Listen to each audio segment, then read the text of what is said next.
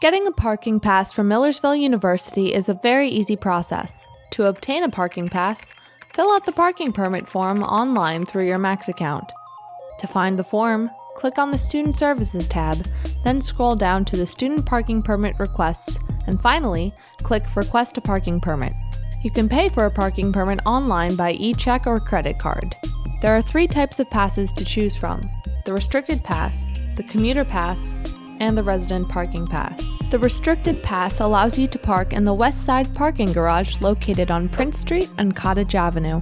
The Commuter Pass allows commuters to park in any of the spaces with white lines. Finally, the Resident Parking Permit allows students living in the residence halls to park in any of the spaces with blue lines.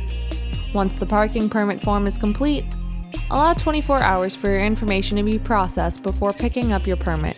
Go to the Millersville Police Station located on the corner of North George Street and East Cottage Avenue.